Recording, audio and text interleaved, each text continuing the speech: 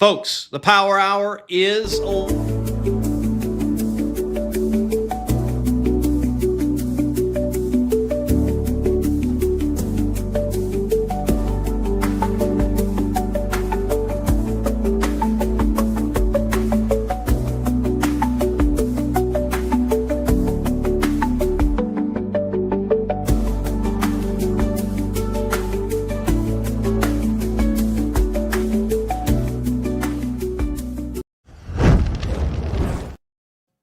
I think we're all good now.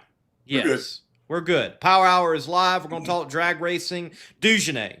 Wow, we are in the world right now with drag racing that I cannot help but wonder, like, what alternative reality did we slip into? Like, is this a part of the Mandela effect? Is this a part of, colliders doing colliding and the universe has split off and we've gone down a different track?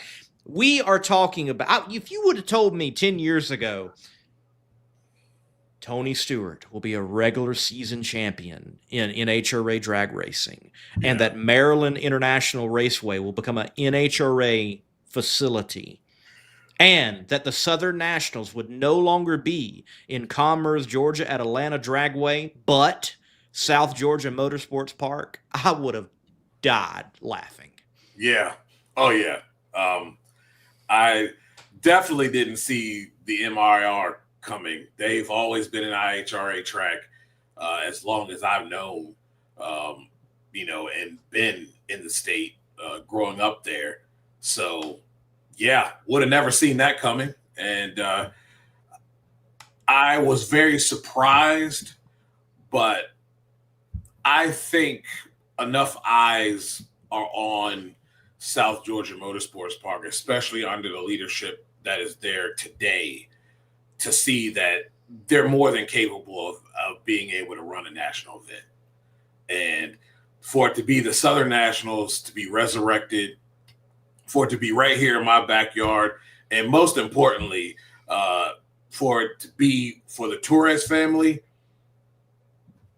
hey, man, it can't get any better than this. It can't get any better than this. And nobody's more deserving than Raul and his family and South Georgia Motorsports Park.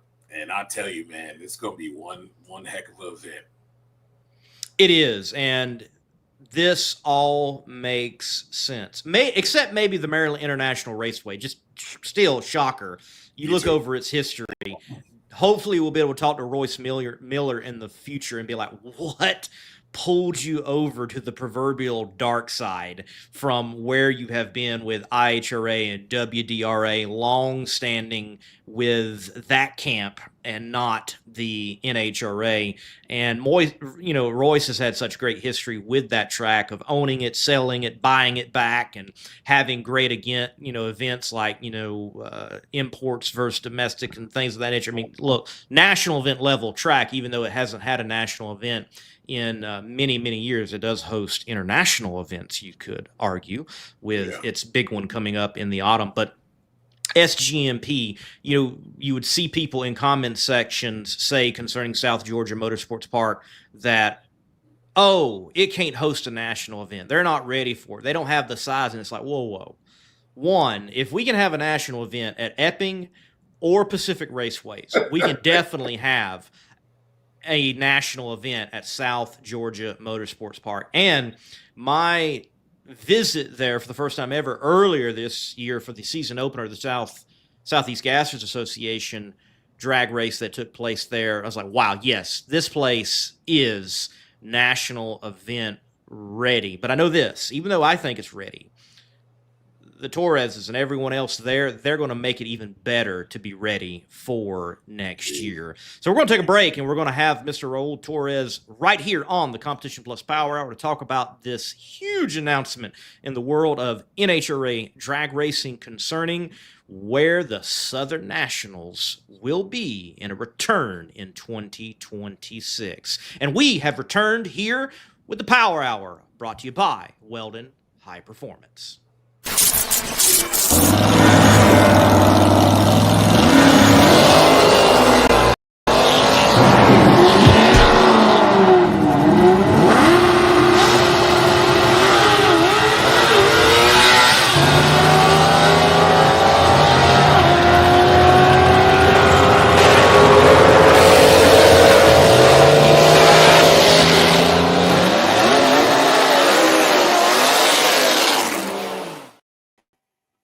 Raul Torres, we welcome you to the Competition Plus Power Hour, South Georgia Motorsports Park. You're the head honcho down there, and wow, what a powwow with the NHRA, and at the end of it all, what a agreement bestowed upon South Georgia Motorsports Park and the Southeast drag racing fans of all.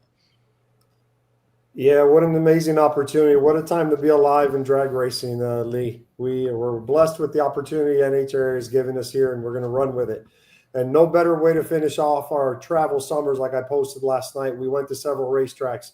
And to finish off our summer with the big announcement that was set over at Indy this weekend is something we'll never forget as long as we live. We're getting ready here to take off running. We start racing this Saturday and don't stop again until December. Take a short Christmas break, and then we race every single weekend from mid-January through May. So it's time to get to work, and we couldn't be any happier and more excited at the opportunity. That's for sure.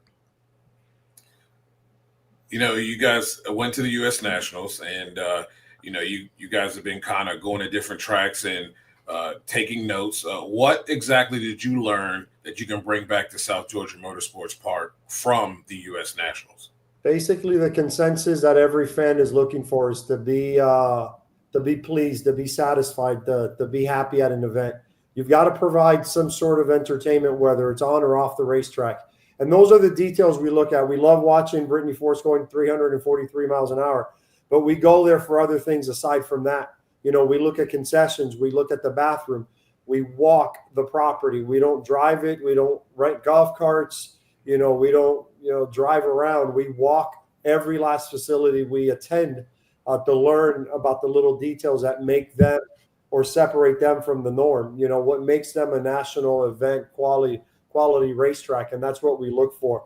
And it starts at the highway, the ingress and egress. How long was I in line? What would we do any different? What could we improve at South Georgia? And there's times we've been to racetracks and we see, it has a similar entrance. So we've made adjustments at ours to mimic that. So there's so many things that we've taken over the last 2 years from other racetracks. And then speaking to associates and, other track members in the industry as well, not necessarily visiting every last one of them, but having these conversations, whether it's at an NHRA convention that we have every year with an owners meeting, or at PRI, rubbing elbows with everyone in the industry. And they give us suggestions and we give them our 2 cents and what works.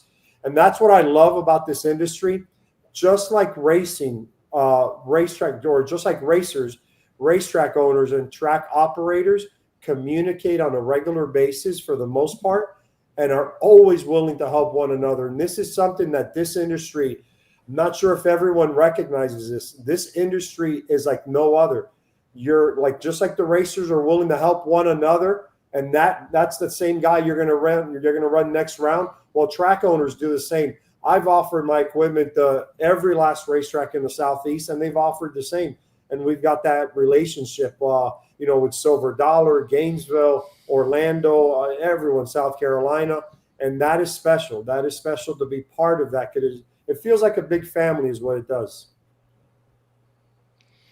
Raul, let's go back a bit and bring everyone up to speed. So we've got this announcement concerning a NHRA national event coming in 2026, but there were announcements made concerning a special event this year in 2025. And as Andrew asks, is that still on the Peach State showcase of speed? Can we expect that still this year, or has that dissolved and everything been rolled over into the full big bang, if you will, of a national event?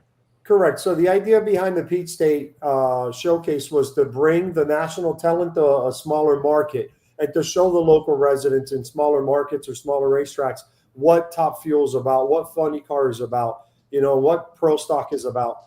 Well, it's been canceled because of the national event. We were having a hard time securing talent because of the timing of this race. It's in the middle. Actually, it's toward the end of the countdown. So that was difficult. Not that any one of them or the other is any less valuable as a driver, as a team, but we wanted top notch, like your Justin Ashley that you're having on later tonight. And we're having a hard time securing talent.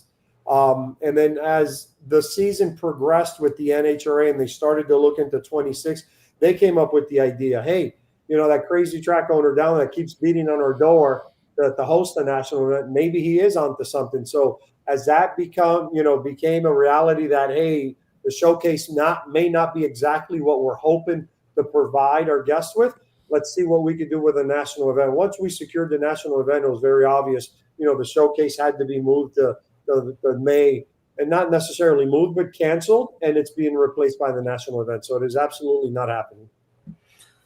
So is the national event, is this a long-term deal? It is a 3-year deal with two large extensions. We have a lot of work to do. As you can see here behind me, the bleachers on the right lane need to be replaced or improved. That's one of the many things we have to do. And we've got a laundry list of things we're going to accomplish from here to May. And then from there on out, we're going to continue to improve. But I needed a long-term commitment to be able to invest this kind of money into the racetrack and make it be justifiable. Ultimately, it's a business. I can't spend $2, $3, $4, $5 million in a facility for any one single event. We're never going to get a return on that. But when we have a long agreement in place, then things could happen a lot easier. Speaking of, long-term investment and those type of funds, from what I understand, there are ways in which people can support South Georgia Motorsports Park directly. A legacy wall, I believe, is what you're calling it. Absolutely. So we had the idea. We went to my daughter's graduation pictures at FSU a couple of months ago, and there were bricks all over FSU on the floor. And folks would buy them for a couple $100 and put, congratulations, so and so, or in honor of so and so. And I said, hey, we've got a beautiful wall behind staging where our winner circle's at. Why can't we do the same thing? And we have a passion-driven business. Folks come out here because they love it. They want to be a part of it. They enjoy it. They've grown up racing. So we've provided the legacy wall at South Georgia for $200. You could leave your name stamped on our wall. Your order a brick through Bricks R Us. We have that link on our website, which is goracesgmp.com. You'll find all the information. And 100% of those sales and proceeds go directly into the racetrack, whether it be the bleachers, moving the scoreboards, bringing back the suites is something that's on our go. And these aren't $5,000, $10,000, $20,000, even $100,000 expenses. It's millions of dollars that we've got to put into this. But if you want to be a part of that, go onto our website, goracesgmp.com, and you'll find the details there. And the basic brick is 8x8, and it starts at $200. You could get an upgraded one for $250, which is black granite. And, you could put in memory of so-and-so, someone that was close and dear to you. You could, put something regarding your business. You could put your logo on there. Or John Henderson supports South Georgia Motorsports Park. Or, we've had some folks, just simply put, we support SGMP as, their verbiage on the brick. And that, we can't thank them enough for that. And every one of them counts. It helps tremendously to achieve our goal. Man, you talked about it on the Not Bland show, but could you tell fans what exactly you guys are looking to do in the upcoming months leading up to this? And Mac 1320 also wanted you to talk about the current things that are great about the track as well. Well, aside from a personal interaction with, my family and I, this isn't corporate owned. This is mom and pop operated. We are on 350 acres, but we treat every guest like their friends and family. And slowly they're all becoming family as we know more and more of their names. But we have huge events. South Georgia is known as home of the flying cars. It isn't unlikely for us to take flight on any given night, during cooler weather.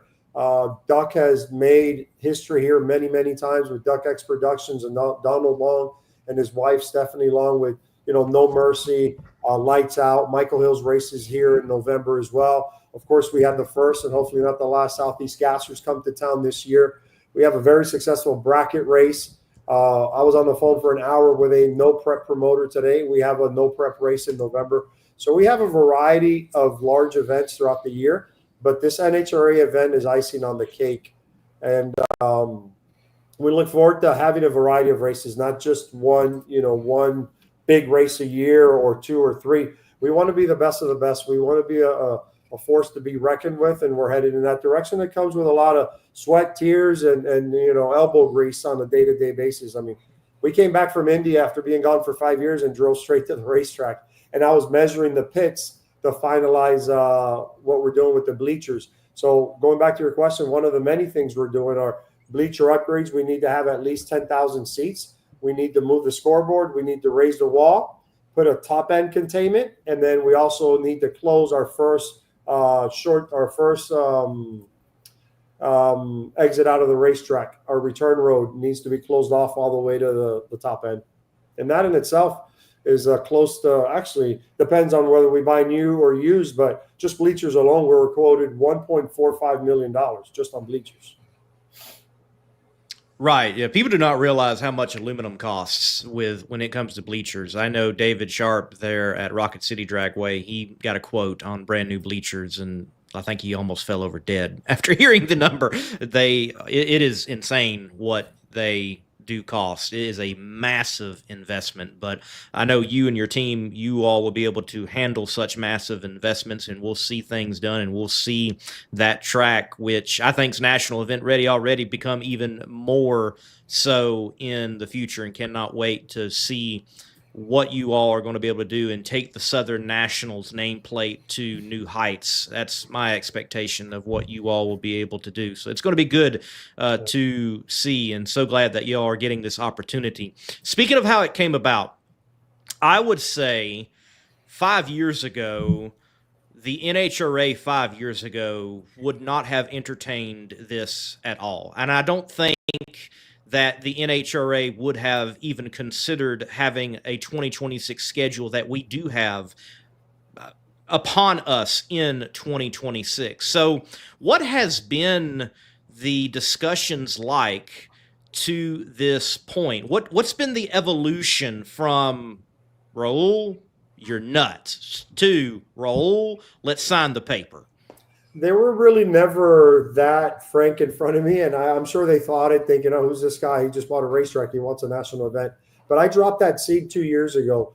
Prior to me buying the racetrack, I had a Zoom meeting with just about every last, head honcho at NHRA. It was probably 11 of us to introduce myself and get to know who they are. I'm very involved with them. We speak to NHRA, even aside from the national event, on just about a weekly basis. I have a very good relationship with Glenn Cromwell, Josh Peterson, Rob Parks. The list goes on and on. And what it is, I unofficially, I guess, I'd like to be the voice of the racetracks and telling NHRA what works and what doesn't. And I think that's been very well received, Lee, that I'm on the ground and I see exactly what they may have been doing right, what they may have been doing wrong, and I bring it to their attention with no shame. I wear my sleeves on my shoulder. I ultimately want the best for this industry, and they've realized that I'm not saying something because it benefits South Georgia or a racetrack owner. It benefits the industry, whether it's take a hit over here or take a hit over there and adjust some certain things. I speak to them on a regular basis, and over the years, they've come to realize, after having several Lucas races, many bracket races, division finals, we had the Jeg Sports Nationals, they've been extremely happy every time they've left the facility with how prepared we are, how clean, how organized, and they felt, internally that we're ready, and I'm certainly not going to let them down. Yeah, man, I just can't. I'm still trying to process all this. You're back there too.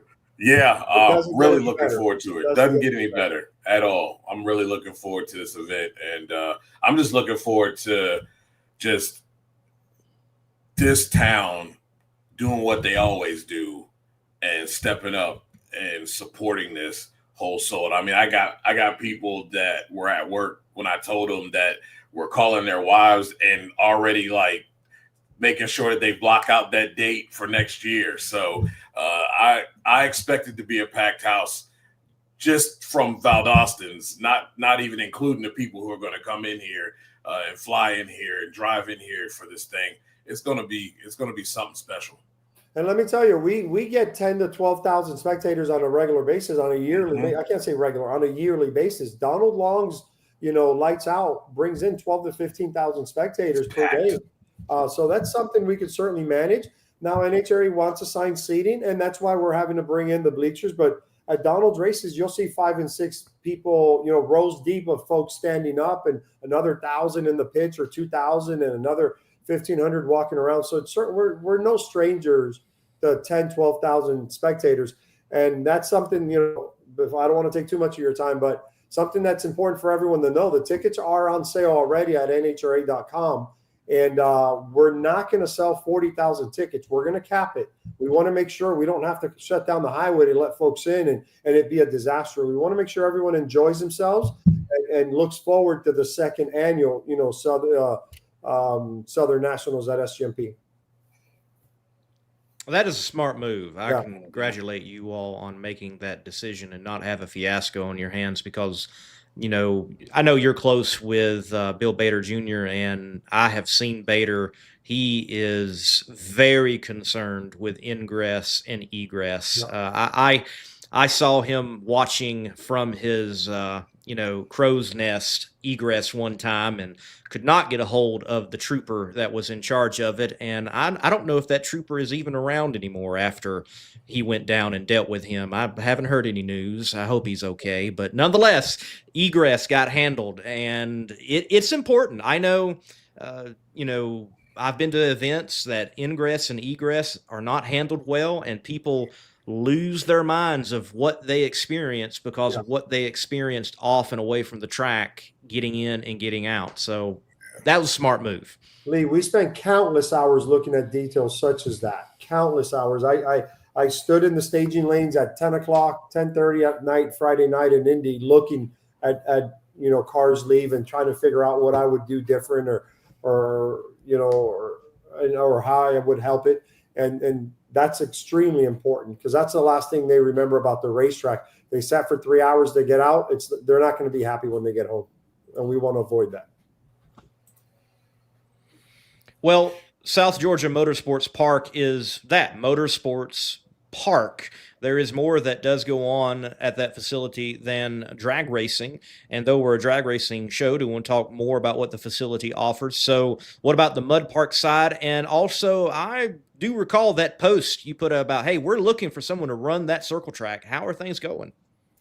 My phone has, between the national event release and that circle track post, my phone does not stop ringing.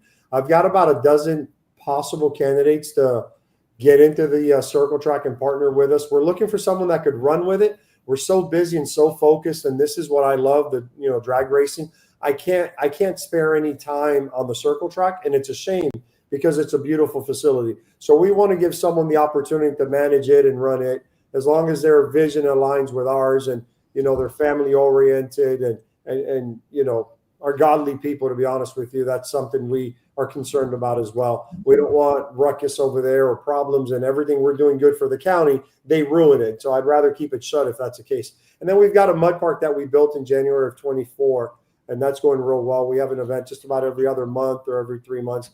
But again, the drag strip has kept us so busy that some of those things have been kicked to the corner to focus on the racetrack.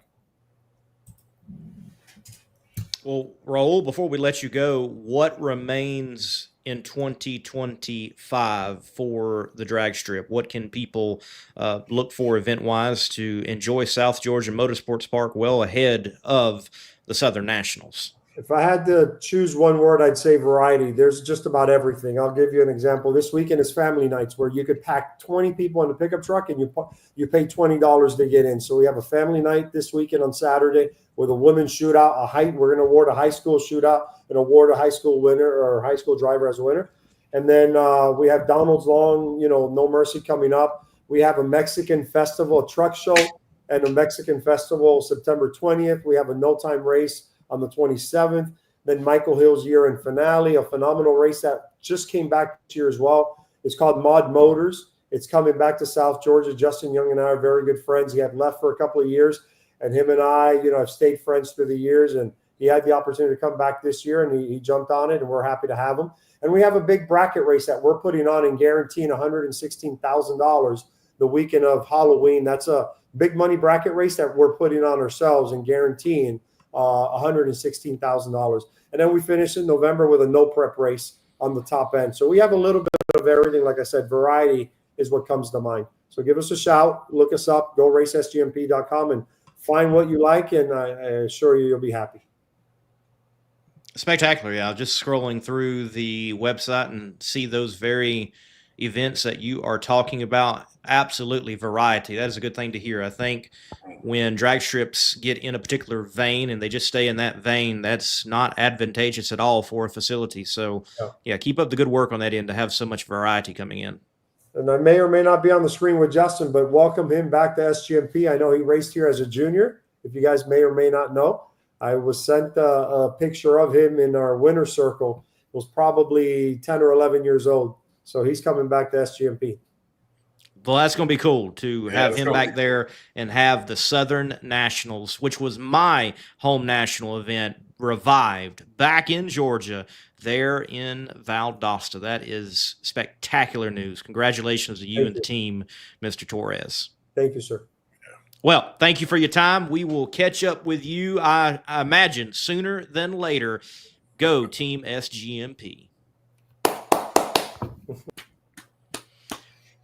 When Dujne, we'll talk about it more in depth. We've got to get Mr. Ashley on here very soon. But when the NHRA dropped the 2026 schedule, I said to myself, they have finally done it.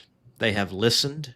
And I think that for the modern era of drag racing, and I'm going to put that like post-2000 roughly, I think it's the best schedule we've seen to date. Agreed. Yeah, this is the best schedule we've seen. It's amazing. Just the surprises were amazing, but I like the fact that you're going to each track once except for Pomona, which makes sense. I get it. I get that. Outside of that, man, it's going to be fun. That is a fun schedule. And everybody's always asking me if they're going to see me more. Well, you're going to see me at least 3 in 2026. That's for sure. Yeah, you got 2 in your backyard, honestly. Yeah. Obviously, Valdosta, I mean, you can like roll out of bed and be at that facility. Oh, yeah. Then Gainesville is right down the road for you. And also, I think this is going to be an interesting experiment. And I don't think there's going to be a big issue. I know people like to say, oh, well, Gainesville and Valdosta is basically the same market. Look, they might be close, but there's plenty of people to pull from for the both of those events. So it's going to work out just fine. It will. It'll work out just fine. I think you're going to pull from a different market, especially within Georgia. When you talk about West Georgia. Southern Alabama. Even Southern Alabama. You look at, over there in Savannah area. So it's going to balance itself out. We're going to probably pull people from as far as Tennessee. Yes, absolutely. South Carolina for sure. So absolutely. It's a different market, way different market. Different market. And, the folks who like to make that type of comment, I'm like, folks, remember, Commerce, Georgia, and ZMAX are not that far. No. And about the same different distance when you compare a Valdosta to a Gainesville. And then you look at markets such as Indianapolis to Chicago, or then you compare Indianapolis to places. Look, there's a lot of tracks that elbow one another, but yet they're able to hold spectacular events. So you'll have people rolling out of bed from Valdosta enjoying, and you'll have people flying from across the world to experience a revived Southern Nationals there at South Georgia Motorsports Park in 2026. And I believe that is May 1st through the 3rd in 2026. Yes. So we're looking forward to it. Oh, yeah. I'm looking forward to it. It's going to be fun. It is. We're looking forward to talking to Mr. Justin Ashley, the U.S. Nationals Top Fuel Eliminator Champion, here on the Competition Plus Power Hour. We're going to take a break with competition products. For you to compete at the highest level, you need the products from Competition Products. Competition Products, your source for hardcore engine parts for street, strip, and oval track. Our free catalog is packed with hundreds of product lines from the best-known manufacturers in the performance industry. Lowest prices guaranteed. Free shipping and handling on all orders over $149 in the continental U.S. Need expert advice? Our knowledgeable staff is just a phone call away. Competition Products. Race parts sold by racers since 1970. Justin Ashley is no stranger to winning there in Indianapolis, but this time it was the biggest one. Congratulations, sir. I appreciate it. Thank you so much. It was a absolutely spectacular dream weekend, and I really appreciate you guys having me on to talk about it. Yeah, man. I mean, I was just going through the notes about your the last 7 races you've had, and as much as everybody talked about Doug being hot, and he was fairly hot.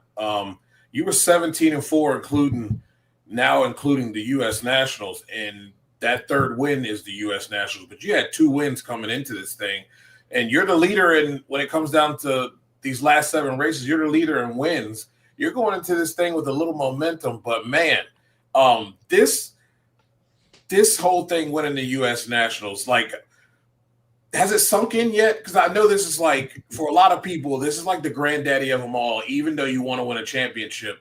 This is huge, man. And has the gravity of it set in yet? No, not quite, to be honest with you.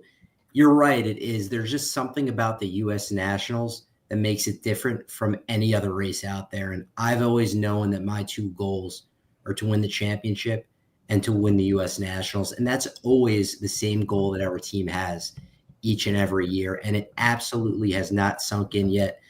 You think about it, you dream about it. I've visualized and seen myself and our team in that situation, in that moment, over and over and over again. But to actually live it is a whole nother story. And I feel so incredibly lucky, so incredibly blessed, not only to win that event, but to win it with the team that we have, the Skag Racing organization that we have, both on and off the racetrack. That in and of itself makes it that much better.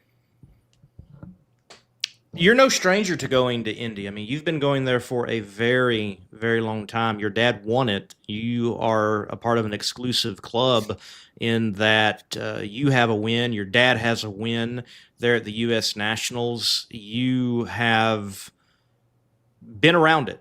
So to win there, to etch your name in history and being so familiar with it, I'm sure that it has got to be up there, not just in a sense of this is historic because of drag racing history, but it's memorable for you because of everything it's meant previously and familiarly. Absolutely. It is tremendously meaningful for that very reason. I was there at the top end when my father was racing in the funny car finals and won there at the U.S. Nationals in 2007. And I watched him cross the finish line. And I don't know if a lot of people know this. He knows this. But I remember specifically asking him, what were you thinking before the final round, before you went up there? Because I know I was super nervous. And I was just at the top end watching on the television screen. And I just remember him telling me this advice. He said, I remember just treating it like every other run because I couldn't control what was going on around me. All I could control were the circumstances in the present moment. And that advice is something that stuck with me back then all the way through to today in my racing career in the present moment. And for me, going up there in the final round, kind of reliving that very moment and taking that advice and putting it into practice, I think was tremendously helpful. And it really brought me right back to that moment in time when I was 11 or 12 years old, experiencing that as his son, as a fan, and really put me in a really good place prior to that final round. And actually winning the event, it really felt like being home, right? It felt close to home. It felt like such a special event. So many team members that we have, some of them have won Indy before. Others have never won Indy before. Obviously, this is my first time doing it. It was the first Indy win for Randy, Maria, and the team from Skag Power Equipment. So that all combined together made it such a unique experience. Dugenais. Yep. There you go. You had to go through some heavy hitters. Antron in the first round. You had Doug in the second round.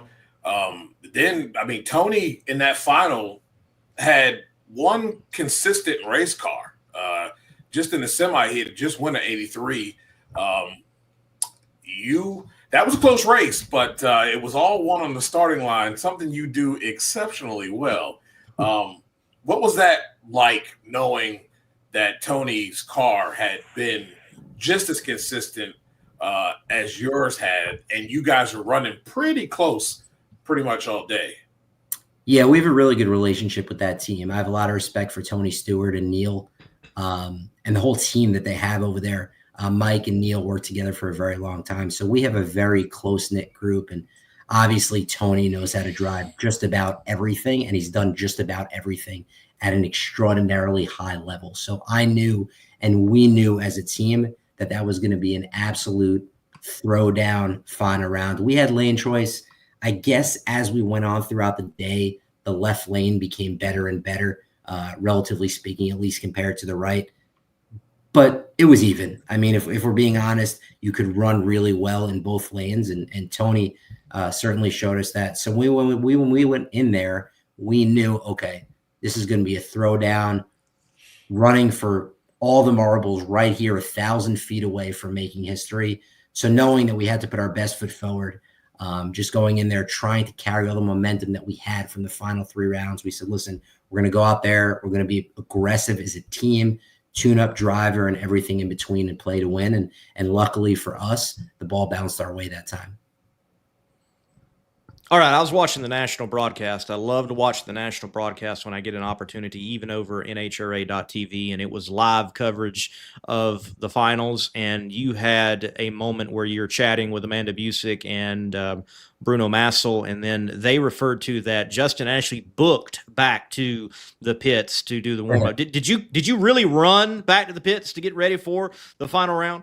It wasn't an all-out sprint, but it was pretty close to it. So what we did was Sarah, who does a great job with us on the PR side, came over to me and said, hey, Amanda and Bruno on the Fox team want to talk to you, but we're kind of in between times right now. So I was waiting for our guys to be ready to warm up. And at the same time, I was trying to put together how I could make it over to the stage to talk to the team from Fox. So I jogged my way over there, met the Fox team over there, spoke with Bruno and Amanda, but knew that at any moment we were going to see the blower go on the car, and Sarah was going to give me the warning to cut it. We got to get you out of here. So that's exactly what happened. Once I heard from Sarah that they put the blower on the car, I knew that we were a few minutes away. And one thing I did not want to do is be late to the warm-up for the final round of the NHRA US Nationals. So I was able to do a little bit of both, but I did have to cut out of that interview pretty early. And listen, if I had to sprint, I don't know, maybe it was maybe like a 4.6, 4.7 40. Let's just call it that. All right. I can dig that. And Sarah's the best, by the way. Yeah, you got one of the best in the business there. You with all these wins and this one here, you're going into the countdown in a little bit different position than you found yourself at before. Now, I understand the countdown hasn't been kind to you, but this has to feel a little bit different for you. You guys are kind of getting hot right at the tail end of the season and kind of crescendoing into this countdown with the right, momentum at the right time. I think it's important, like any other sport. I think it's really important to get hot at the right time. It is a quick countdown, but in a lot of ways, it's a really quick sprint because it is 6 races. There are a lot of ups and downs, but the key to a good countdown is obviously winning races, but you have to have consistency. You really have to stack round wins and put yourself in a position to win the championship when it is time for 1.5 points in Pomona. And that's going to be our goal, to be very much in it come the last Sunday of the race season. And it feels great to have some of that momentum, obviously, coming off of the win at the U.S. Nationals. And I do believe that it's meaningful. But at the end of the day, when we start the countdown and over a week from now in Reading, all that's irrelevant. It's really about taking the data and information that we learned during the regular season and applying it moving forward and knowing that everybody is going to give us their best shot. I mean, Top Fuel right now, whether it's Top Fuel, Funny Car, Pro Stock, even Pro Stock Motorcycle, there are so many heavy hitters. So once you get to the playoffs, once you get to the dance, anything can happen. So definitely feel good going into it. I feel like we've flown under the radar just a little bit this year, but when you look at our resume, it's something that we're very proud of, and we certainly feel confident. I would agree with that. I think flying under the radar is a reality, but I think it's flying under the radar because people expect from you and your team that you're going to be such a high level performing team. I mean, we're going into like the 4th season where we expect that you are a top championship contender, and that's certainly the same here in 2025, and we certainly expect it beyond 2025.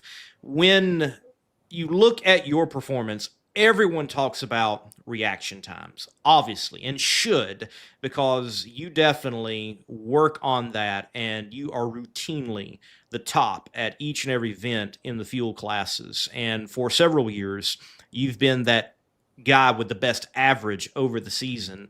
So, hey, good work on that. What else do you think you've got to work on, though? Because I know a little bit with you that you're humble, but yet you always think there's something that you can improve. So reaction time wise, you might got that locked down, but what is Justin working on beyond the Christmas tree? Yeah, everything. There is so much more to being a driver than just the reaction times, right? And I'm still constantly going through my daily routine to work on maintaining that consistency at the tree and finding ways to improve and finding ways to get better. But other than that, the best drivers in the world are the ones who can do the same thing each and every time, from the time they start the car to the way they roll through the water box, do the burnout, back up and stage. So that whole process in and of itself, before we actually hit the gas and go down the racetrack, is super important. And it's so critical to do it the same way every time. So that repetitiveness is something that I'm always working on, not only in the race car, but during the week when I'm prepping for the next and upcoming race. And then as I go down the racetrack, doing everything I can to really keep the car from moving around. I'm proud of my performance this weekend. More importantly, I'm proud of the performance that our team had this weekend. But I look back, I go back, I watch the tape, and there are a lot of things from this weekend that I can improve on. There was the car wiggling around a little bit in certain rounds of eliminations. And those are things that I have to go back, and those are things that I have to fix, because I know that there will come a point in time where that little wiggle could be the difference between lane choice, or it could be the difference between winning and losing a race. Now, nobody's going to be perfect, but it's my goal and my role as a driver to aim for that and be as good as I can each and every time for the outstanding team that we have. Yeah, that's important. I mean, people might think that's cliche, but it does start with those guys in the trenches. And if the offensive line isn't working well and they make mistakes, well, it really doesn't matter what you do in the race car. It's so important that they're taking care of business and setting you up for success. I find this funny, though. Dave W. asks, where do you buy your throttle pedal from in linkage, asking for a friend?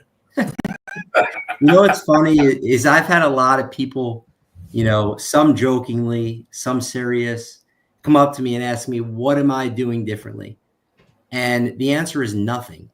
All I'm doing is putting in what I believe is the best process that works for me.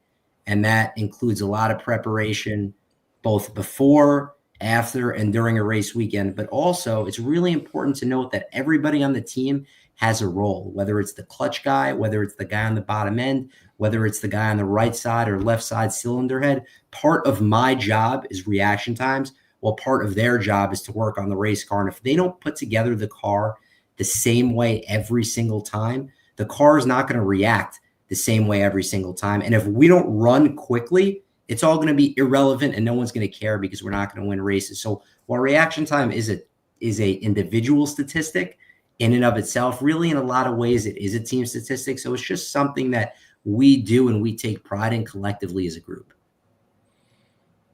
When I hear you put it that way, it sounds like I can trust my guys to do their job so I can do my job. And I've seen you do that. I can recall one moment that stands out in my career, because I was there. I was in the pits and following and working with strut masters. It's Phoenix many years ago now, like 5 years ago. Aaron Brooks and team, there's a ignition problem. They cannot get this thing to fire up. Round one has been called. NHRA has already been by 3 times. It's like, it's time to roll. Y'all are late. And you're suited and you're strapped in the car. They drop it, roll it. and barely got that thing to fire on gas, and yet you go out there and cut one of the best reaction times of the day and win round one. So whatever you have done, you have found that way for you to get locked into that zone very quickly and do your job. And that's something that I think every driver, junior dragsters across motorsports, really needs to recognize and see how professional you are and with what you're doing. And it sounds like you're able to do that because, well, you trust your guys. Well, I appreciate that. Thank you for saying that. And yeah, it is. It comes from trust. And, this sport is very humbling. We're talking about a good performance one week, and then it has a lot of ups and downs that follow it. So it's important to stay linear throughout that process. But it's confidence in the guys that work on the race car. It's confidence also in the people that we have off of the race car and outside of the racetrack that allow us to do what we do. You see the guys on the team working super hard in the pit area, but what you might not see is Randy, Maria, and the team from SCAG working super hard with their dealers and distributors at the racetrack throughout the weekend. So it's not only trusting the guys that are working on the car, but it's trusting our incredible executives and our incredible ownership group and sponsors that allow us to do what we do because they work so incredibly hard and set a great example for all of us. So it really takes a collective group of people. And yes, it takes a major trust in the organization as a whole to go out there and win races and have success. Well, before we let you get out of here, Countdown has a 4-wide race in it. It's going to throw a huge monkey wrench into everything. These little small points as we lead up to that race are going to mean a lot as an insurance policy for some, if for some odd reason you end up going out early. Yeah, they are. Every point matters. And the 4-wide, it's different, right? It's unique, and it's the first time we're going to be doing it in a 4-wide format. Some people love it. Some people don't. Some people are neutral about it. But at the end of the day, it is what it is, right? We're blessed. We get the opportunity to compete for a championship in the playoffs, and we're all facing the same circumstances. And every driver will tell you that it's up to the teams, right? We have to step up to the plate and we have to do our job regardless. But in reference to the little points, yeah, they all add up, and they all add up very, very quickly. Those little points in qualifying really matter as we get down the stretch of the year, and really matter even more so during the countdown. And that's really where I get to lean on Mike, Tommy, and Dustin, and the real experience that they have in situations like this to try and take advantage of every run. Justin, look, last question. We'll let you go and enjoy the rest of your night. Thank you for your time. 2026, what do you think about the Mission Foods NHRA drag racing schedule as we have seen it unveiled? Yeah, well, I was listening to Mr. Torres earlier, and, he brought up me being there at South Georgia Motorsports Park in my junior, and I do remember that, and I thought that was very cool. And, obviously the few things that stand out, right, going to Charlotte and Vegas once as opposed to twice, but then going to South Georgia Motorsports Park and the Maryland International Raceway. I'm excited about it. I think it opens us up to new areas, new fans that we may have otherwise not seen before, and of course, new markets. So, I really appreciate NHRA trying to expand, and they do a great job of really putting their best foot forward and trying to do what's right for the drivers, the teams, and every organization and fan out there. No sanctioning body is perfect. We can't make everybody happy. That's just not business, right? It's the same across all forms of professional motorsports, but I have to give credit to NHRA. I think they did a great job. They always do. I'm excited to get to Maryland. I'm excited to get to Georgia and meet some new fans that we haven't met before and race in some different markets. So it should be a lot of fun. Justin, thank you for your time and pulling for you, man, in this countdown. Go get it done. I appreciate it. Thank you, guys, and thank you for covering the sport like you do. Have a good night. You as well.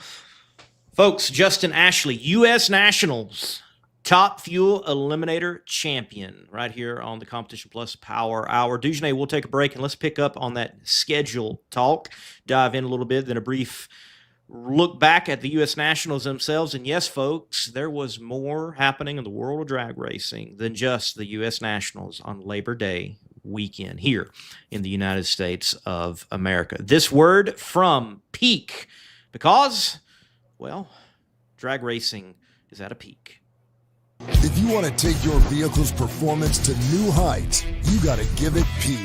Like our original equipment technology, antifreeze, and coolant. Our formulas match the vehicle manufacturer's technology requirements so that we have the perfect match for every vehicle. That's one reason why Peak is among the fastest growing brands of coolant in America. We work harder to earn the trust of people like you every day.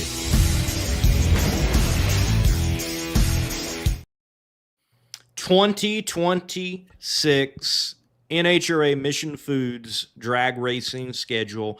One, I give the NHRA credit. They did a great job unveiling it. A lot of buzz and the video and the graphics surrounded by it. They did a good job on that. That was certainly the right way to do it and to drop it right there with the world's biggest drag race. Great planning. And as I said earlier, Dugenais, I think the best modern schedule that we have to date. They have listened. I know that I have been saying, I know you have said, I know so many have said, stop the doubles and take NHRA national event level drag racing to some new venues. And they're doing that. We're able to pick up South Georgia Motorsports Park going into a new market, able to pick up Maryland International Raceway going into a market that definitely is worth tapping into. I mean, you've got a massive metropolitan area when you start stringing all the people together that within 3 hours could be at Maryland International Raceway to partake in a NHRA national event. And then we are awaiting yet one more. And in the countdown of what to expect fully for the 2026 NHRA Mission Foods drag racing schedule. Could that be Flying H? It could be Flying H. You know, in the comments section, Drag Racing Mayhem says US 131. That's a great track. That would be a spectacular facility to go to. And it would be world record-setting pace if the weather hit just right there in the state of Michigan. Granted, it would have to make a sanctioning body change, just as Maryland International Raceway did. It is currently a WDRA track. It would have to transition to an NHRA track, but it would certainly look. Dugenais, I think in this world of drag racing right now that we're in, whatever alternative vein of the universe we have slipped into, and I don't know what point in which we slipped into it, but we have slipped on therein, and it is wild between the IHRA, the moves the NHRA is making, and everything else that is happening in the world of drag racing. It is absolutely wild, and there's no telling what we might get. Flying H might very well be one that slots in to that place. US 131, it could happen. It's a national event level track, beautiful facility. There might be somewhere that we haven't even discussed that is in the running. I do think, as great as a facility as ZMAX is, we might have the NHRA and the ZMAX team, along with the Charlotte Motor Speedway team and everyone involved there. They might be waiting on how does this 4-wide in the countdown go? And depending on its success or lack thereof, we'll learn about our TBD in the countdown. Yeah, I think that's fair.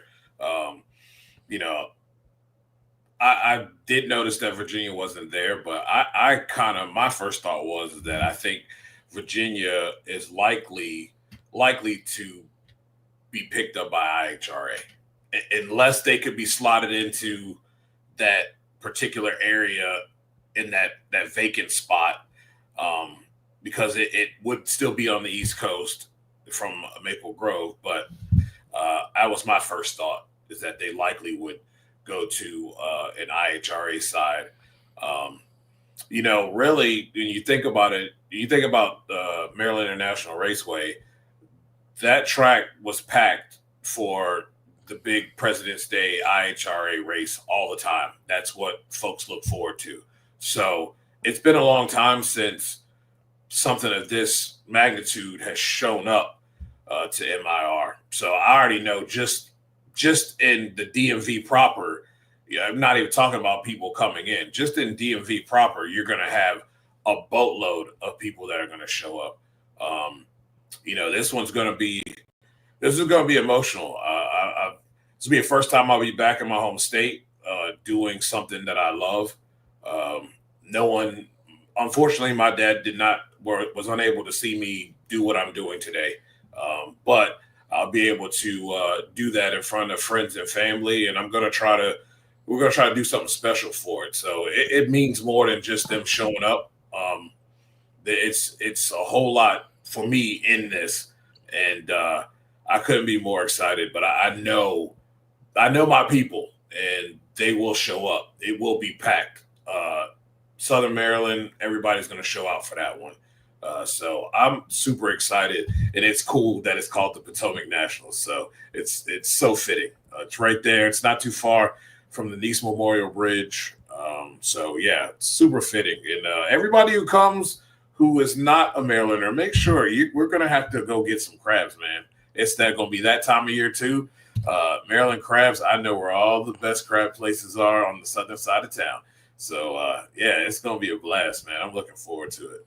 Maybe they'll have some kind of crab chair, and maybe you'll have to hold like a crab during qualifying or something. Right, right, yeah. Or like Loudon, New Hampshire, you hold the lobster. Maybe you need to hold the crab, or there's a crab trophy or something like that.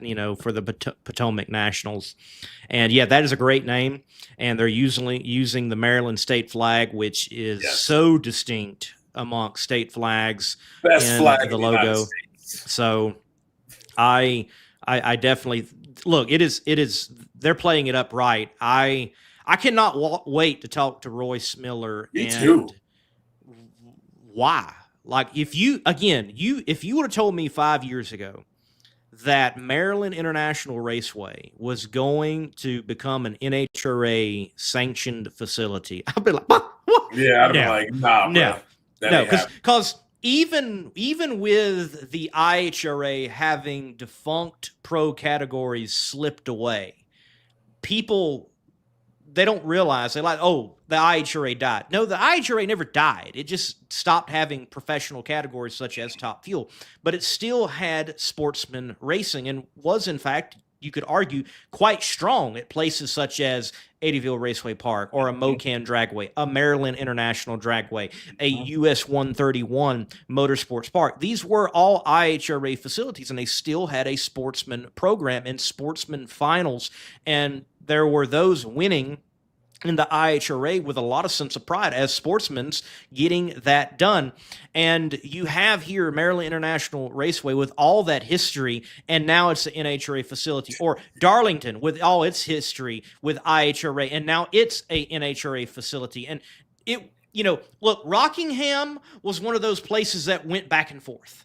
Okay? Yeah. It went back and forth. But like you had certain bulwarks of facilities that were, dyed in the wool to their particular camps. You aren't going to see certain NHRA tracks ever go that way, and you weren't going to see certain IHRA tracks ever go that way, okay? But we are seeing that happening. So we're at a fascinating time in the world of drag racing, seeing some of these tracks move and go back and forth. Like, we live in a day and time, National Trail Raceway is now Durana Raceway, and it is no longer NHRA. It is an IHRA facility. The IHRA is being revived and has professional drag racing, professional classes once again. It is, wow. Yeah. What a fascinating time that we are in. It is. It is a great time. Great time for the racers. There's going to be more places for, people who drive and want to be Top Fuel racers and Nitro Funny Car racers that they can race at a national event such as the IHRA. We've got Nitro Chaos, Funny Car Chaos. We've got all these you can go to few altereds and they have a national event. I mean, we have so much for drivers to be able to go out and do what they love doing. It's a one hell of a time. It's one hell of a time, and I say it is a very, very interesting time too, especially with the NHRA. This is outside of their wheelhouse with this schedule. They have stepped outside of what their norm is when it comes down to building a schedule with this one, and it makes a lot of sense. There's a lot of markets that you're going to go to, that you're going to tap into, that you likely would not have been able to do. And I think it makes it easier on the racer as well, especially when you had 2 Charlotte and 2 Vegas races. That travel, a lot of times in the schedule, they're kind of stick out like sore thumbs. So it's interesting. It is interesting, and it's a very good schedule, very well done, and I thought they did a good job. We talk about their social media. They did an excellent job of doing that and how they made that whole video about releasing the schedule. It reminded me of what teams were doing, especially this year. A lot of NFL teams were doing as with their schedule releases for their teams, and the different videos and different things that they were doing as far as putting that out. So I thought it was really well done by the team, and I'm excited. I'm excited for 2026. It's going to be a fun year with it being the 75th and all. It's going to be fun. It's going to be a lot of fun. And I think they're going to have a really good turnout in a lot of places. But only surprise is Virginia. I'm surprised, but I'm not surprised because they kind of go back and forth anyway. Mm-hmm. It's just kind of one of those things. Like I said, I really do think they're probably going to be an IHRA track. My question is, though, where's the 2-day event going to be? Because I really haven't looked at the days, but I don't think there's a 2-day event anywhere on the schedule. May not be. They might that might have been a Virginia only experiment, and I do hope though that we get closer, because I think what does need to happen, other than some that are standards, move these events around. Mm-hmm. Like, we got a 3-year deal with Raul. We know that now. Well, it doesn't always have to be 10 years at South Georgia Motorsports Park. No. It can move a year or two to somewhere else. And I wouldn't mind seeing some of these things move around. And I hope as well, as glad for South Georgia Motorsports Park that I am, that we see this negotiation. And I imagine Mr. Torres kind of worked it in his favor. Like, well, if we're not able to do this in reference to the, Peach State Showcase of Speed, why don't we roll that into a national event? You already gave me one. Why don't we just go ahead and roll it over to the big one for SGMP? I think that they don't need to lose that concept. Use that concept and put it somewhere else and see how it works. And don't schedule during the countdown. Put it in an area where there's a bit more room.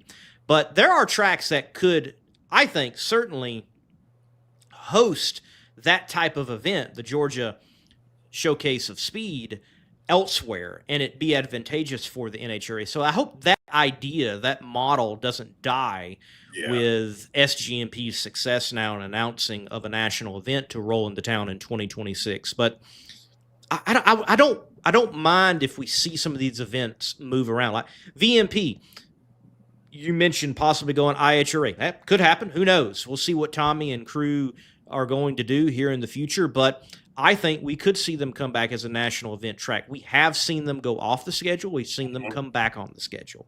Right. So they're a facility that the NHRA is already accustomed to, that we have you sometimes and we don't have you sometimes. Right. It's not an Indianapolis, so to speak. Exactly, yeah. So Maybe we have Flying H for 3 years and then we don't for 3 years. Maybe we have Tulsa for 3 years and then we don't for 3 years. I think there could be benefit with tracks and NHRA going to markets and yet not dumbing down a market because of exclusivity of a date. Yeah, I agree. Making the schedule fluid, I think, is best for everybody, because it kind of works in to where you can kind of shake it up a little bit and make things a little bit different. You can go somewhere else for a few years and come back to it. You can move it. The way the schedule works, especially on the second half, starting at Maple Grove anyway, you could always move Georgia around. It could always go towards the end of countdown somewhere because you're still on that side of the world. So you're still on the East Coast. So I think that they should leave that type of deal open for that and for fluidity with the schedule. I'm gonna address the comments. Yes, for the Not Bland show, the comments were off. There must have been an update with YouTube, and I had to go in the settings to actually change it back. So I don't know what happened, but there was obviously an update, and that update ended up turning off comments. How that happened, I have no idea. But we will have it fixed for the next one, though. So sorry about that, everyone. We missed your comments for sure. Technology, it happens. Yeah. And sometimes it's not always the best thing that can happen. If you want to know the reality of that, buy a streaming kit and start streaming races. Yeah. Oh, yeah. It's not as easy as everybody thinks it is. No, it is not. It is not.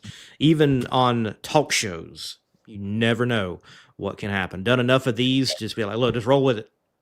Yep. Just roll with it. Yep. The only time that I had an incident where both people hosting got kicked, I'm so glad we had the right guest on, because it was Brett Kepner. If there's anybody that can just keep talking and carry it all on his own until people come back, yes, it was Brett Kepner. That is certainly the man to have to continue a conversation. Rate your streaming experience, Lee, on a scale of 1 to 10. What do you mean by experience? You mean sheer joy or sheer tribulation or what it has nearly drove me to, or what? I mean, what are you asking exactly? Streaming is very rewarding and yet at the same time very stressful. There's a lot of moving parts. What I am so glad, though, with streaming is yourself, Jacob McLeod, and I think of Tristan Triac, being able to give some of these people a place in the sport, pay them, and they do good work. That is what I'm most excited about the streaming process. It is not actually completing a product, but pieces that make the whole product doing a good job. That's what I have enjoyed the most, honestly, with the streaming aspect of things. I'm very thankful, and praise the Lord, I've got to a point where I am in this motorsports gig and I'm able to now give folks an opportunity to be in it too. That's what I enjoy the most, is being able to give people a shot. I got a shot, and now here I am, and I officially work for Southeast Gas Association, Funny Car Chaos, Nitro Chaos, and I've worked for Top Fuel teams, and I work for teams now, and I work for a legend in, Murph McKinney and McKinney Corp. Man, that's all spectacular and great, but I love being able to give others a shot and a chance, and if more people did that, I think we'd all be a lot further.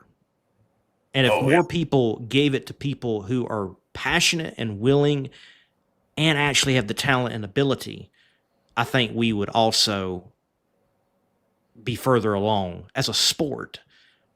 And sometimes your buddy doesn't need to be the one on camera.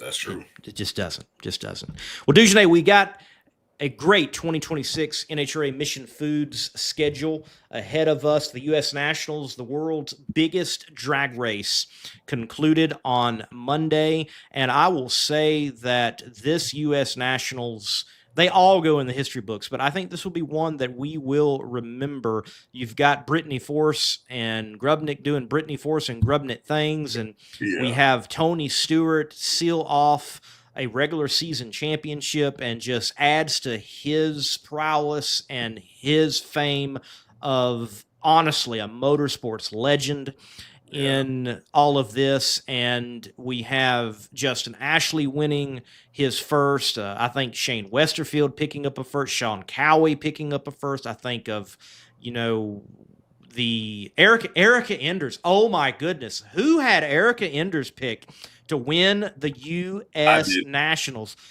I have not played Drag Race Bracket Bonanza for a long time just because I can never remember to put the bracket in. But I imagine that bracket, everybody. Yeah. Nobody got close, I bet. I had Greg in Dallas in the final, and I think I picked As you should. Greg. As you should. Yeah, I did not. That was not on my bingo card. I was not even thinking about that. She comes from the grave. She's at least torso out of the grave, being an eighth. Do you think we could see the first time somebody comes from the bottom and steal this championship? I think the only other time we've seen an example of that is Robert Height, like the first year of the countdown scenario. We could.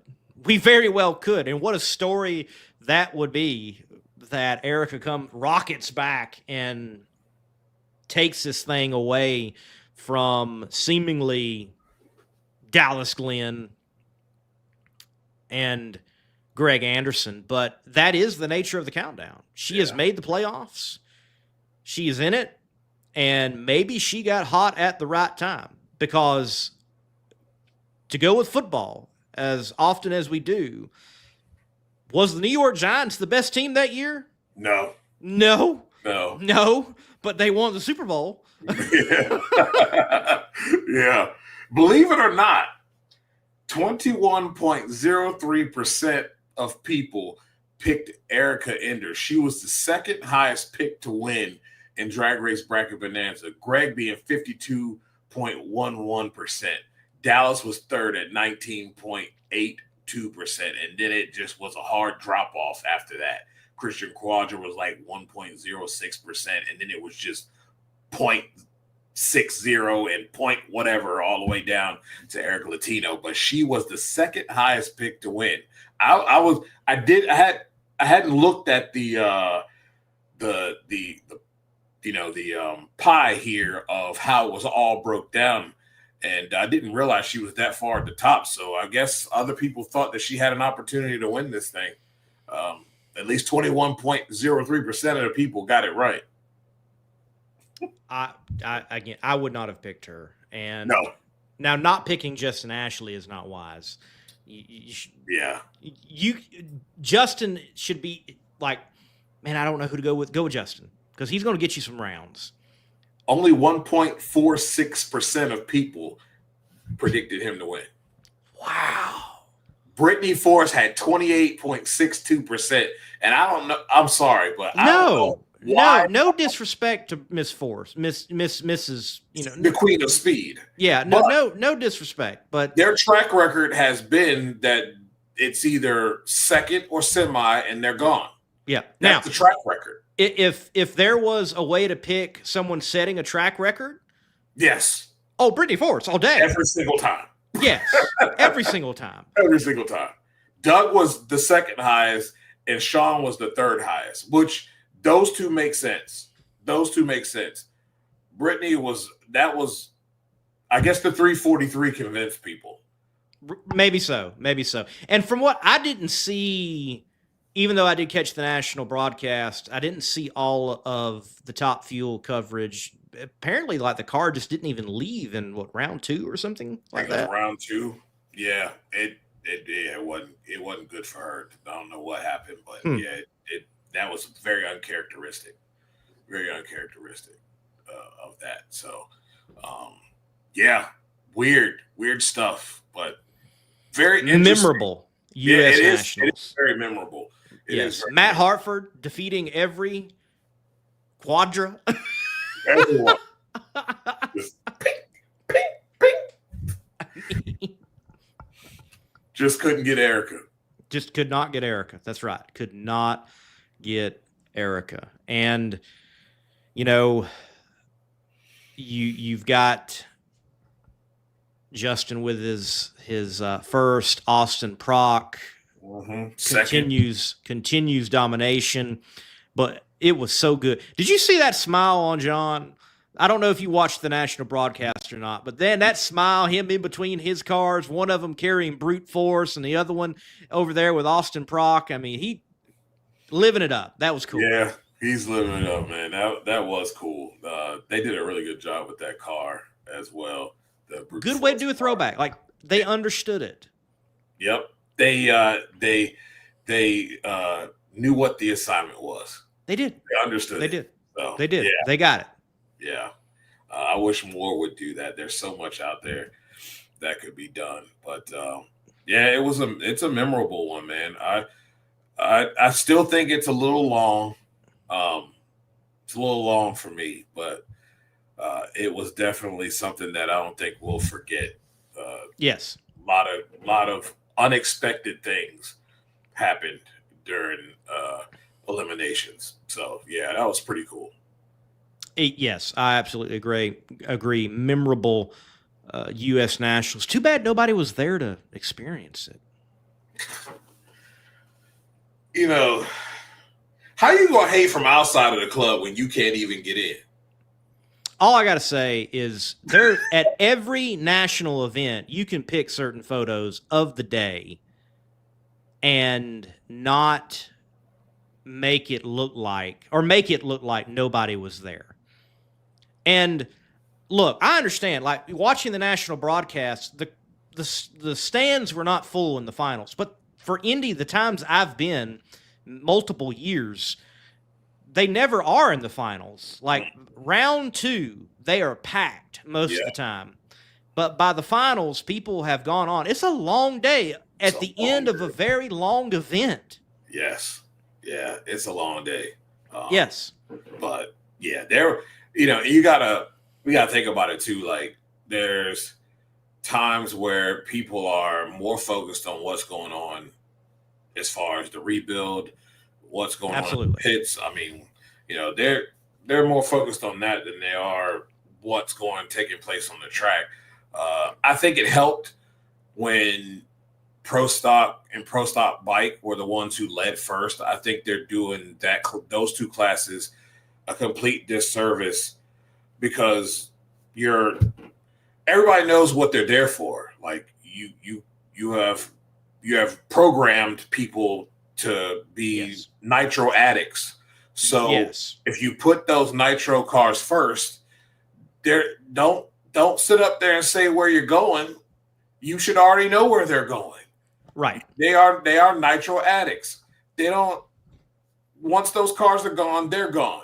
So don't expect for them to stay and watch Pro Stock, and don't expect for them to stay and watch Pro Stock Motorcycle. They're just not. Right. But when they were ahead, people would come and sit and watch them because they wanted to get in their seat early and they ain't want to get stuck trying to walk up the bleachers, or they want to get their spot along the fence so that they are ready for nitro cars. So the stands would always be packed because you tried to get to your seat early when Pro Stock Motorcycle came around so you wouldn't be stuck trying to walk into the place or walk into your seat while everything was going on. It's just,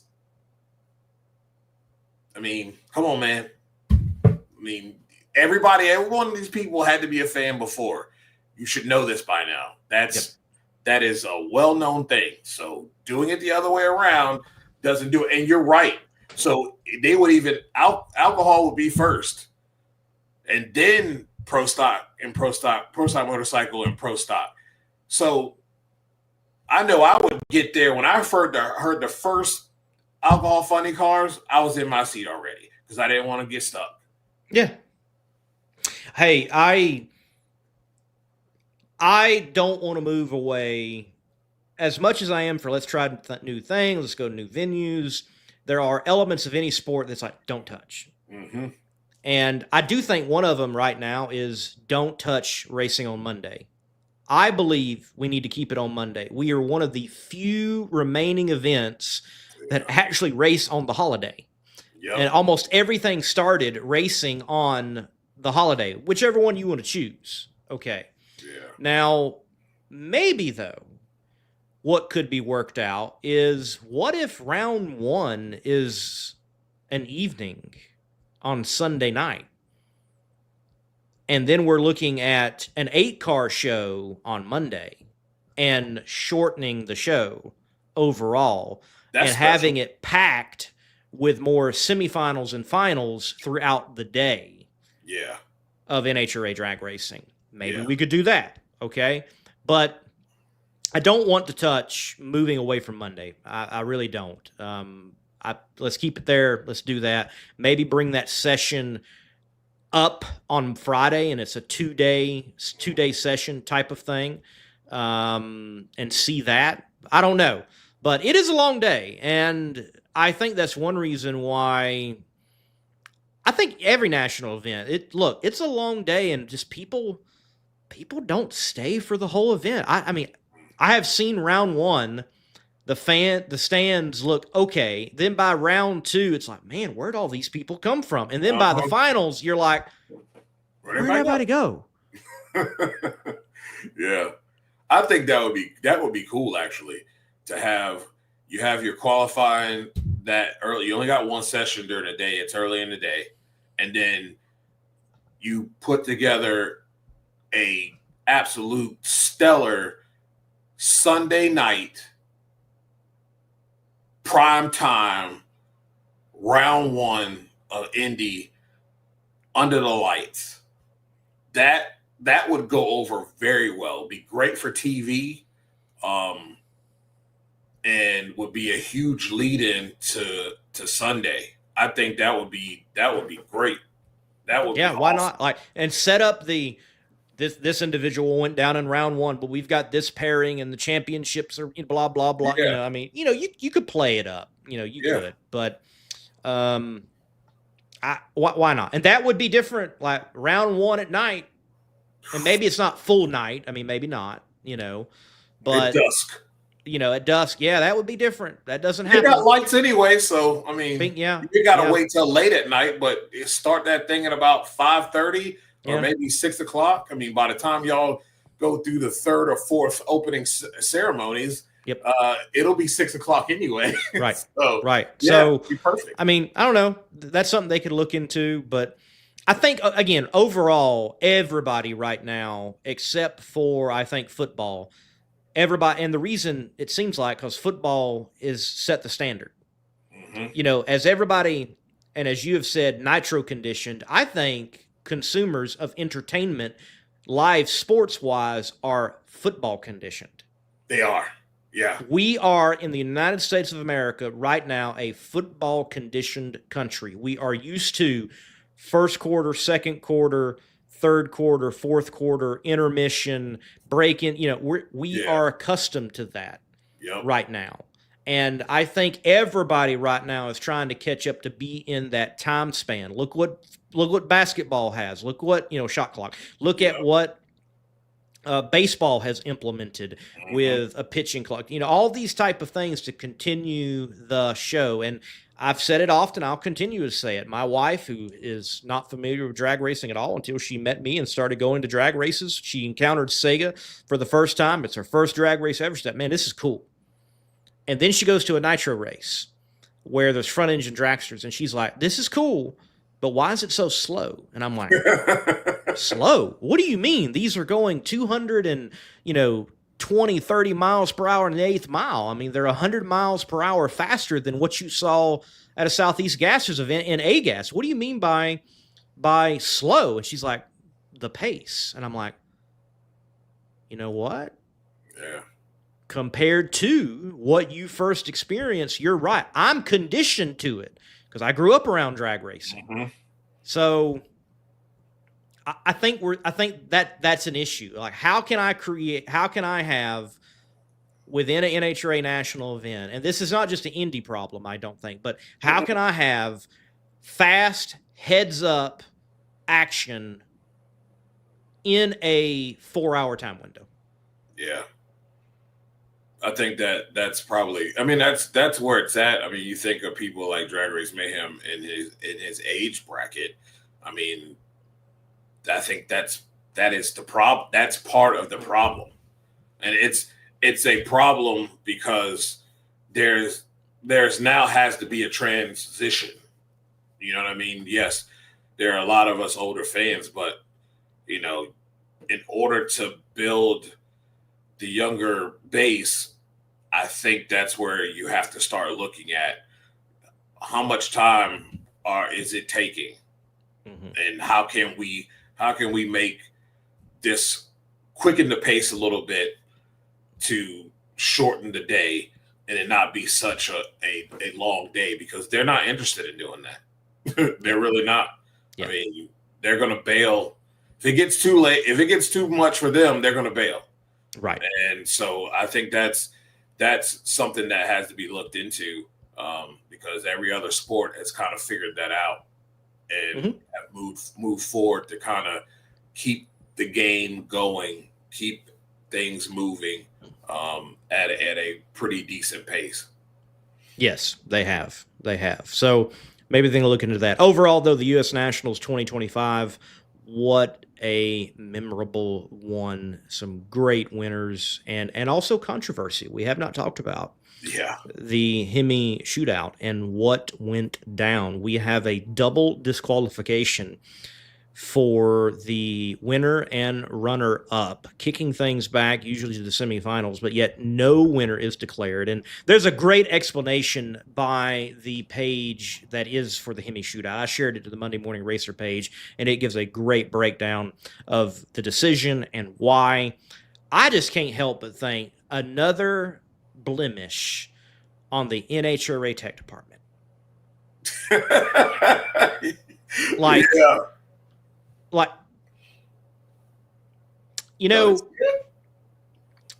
I can watch footage. Not only can I watch footage, but I can remember stories of my dad speaking of him and Gene Cromer with the Moonlighter Willis going up to the U.S. Nationals, at that time, the Nationals. And tech was like a 3-day process. And you had entire supermarkets shut down, and the supermarket parking lot was filled with NHRA hot rods, and they were being teched before they ever hit the track. And Indy is supposed to have a great teardown process, and they go to the shed, the figures of NHRA tech in the shed. Can you make it through the shed? Well, apparently these cars did. And then they went to the shed, and whatever they didn't look for before was there. And I can look, I get it. You might be like, oh, that's not hardly anything. Well, it's still a rule. I can appreciate the NHRA sticking to the guns. It should be tight. This is the biggest drag race in the world. You want to come here and you want to win, you better do it being tight. Well, the NHRA needs to tighten up with their tech, though. Yeah. They shouldn't have made it that far. They should have made it that far. I mean, was the tech guy on the plane this time? I wouldn't be surprised. Or did they already hit the bar? I mean, what? Why? All the way to the final. Like, look, and then for the most part, when a NASCAR Cup car hits the track, it's already been through a vigorous tech, and it's good to go. Now, that does not always come out to be the case, because they might find something post-race. I get that. Yeah. But this doesn't seem like something that could have been changed between. Like, just roll into the starting line. I just... You ain't changing that through going up through the station lanes. I just, again, nothing against the rules. The rules are rules. But this is one of those, like, stop taking a step forward and two steps back, or 2 steps forward and a step back. Just Yeah. Yeah. And from now on, 30 years from now, hopefully I'm still talking about drag racing, and it'd be like, well, I remember in 2025 that we don't have a winner in the Hemi Challenge. Do you know why, kiddos? Join around. Yeah.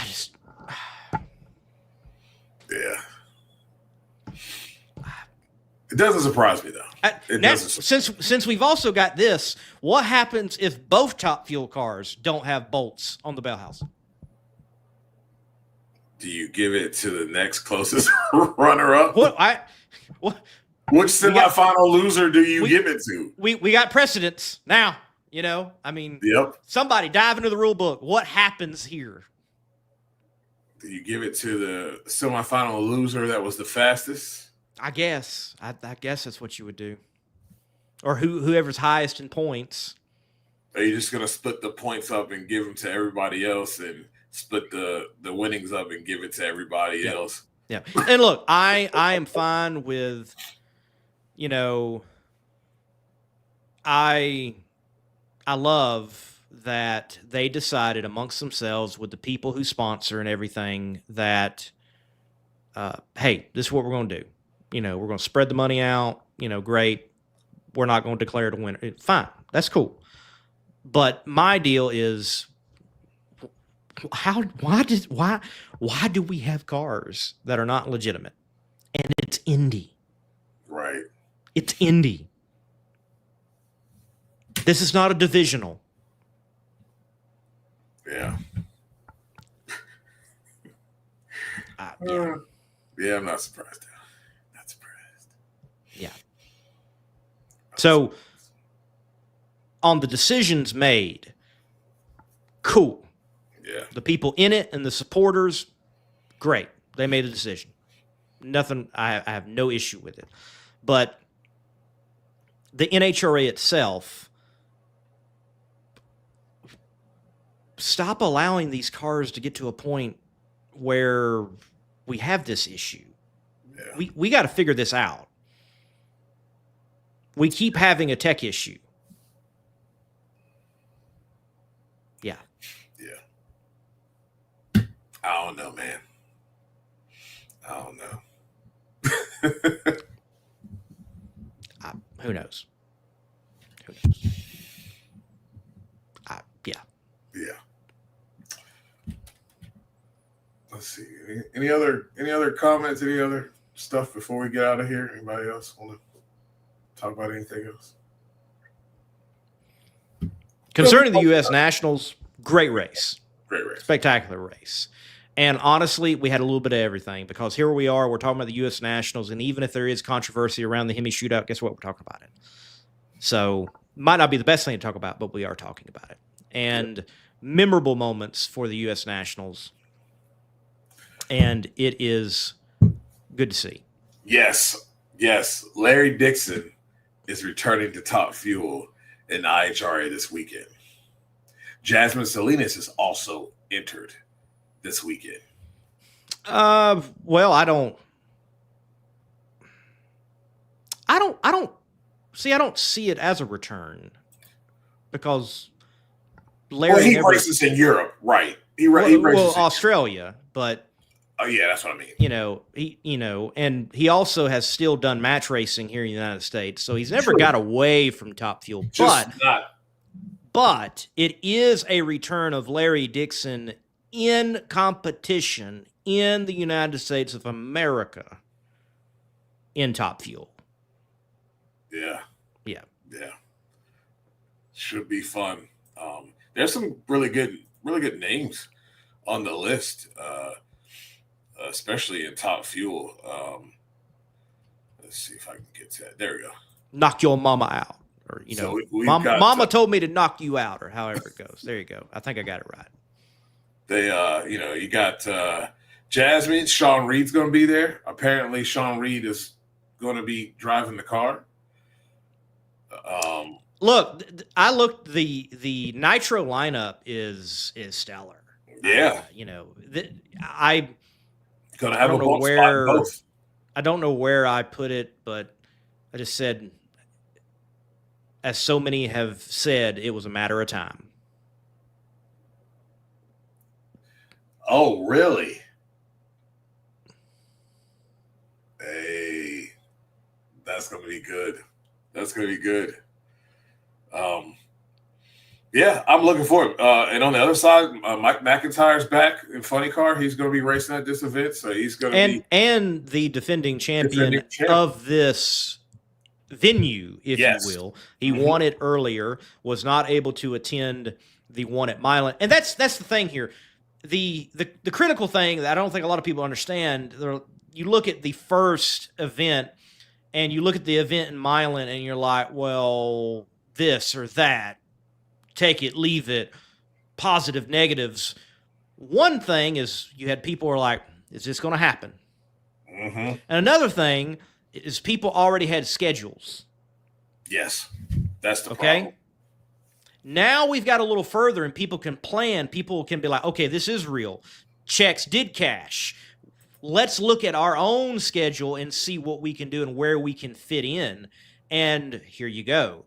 Yeah. So look, Jasmine went rounds. We could see Jasmine Salinas win her first Top Fuel race this weekend outside of Columbus, Ohio at Durana Raceway.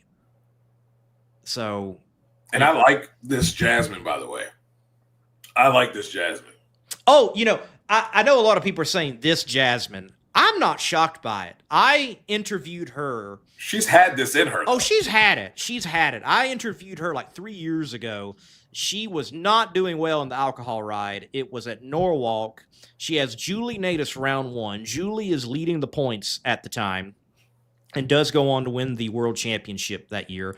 But you've got in that scenario top contender for the title, and you have in Jasmine Salinas defending region champion going against each other. Yeah. And she's not having a good year. And the way in which set up and pitched the interview got the response that was perfect. She played right into it. And she knows what she's doing. She knows how to play into things. And look, I love her comment of like, we are not, a team that's just here to, get the tires ready for other teams. We're here to go rounds. Yes. We're not just scrubbing tires. We are here to go rounds, and they did go rounds. Yeah.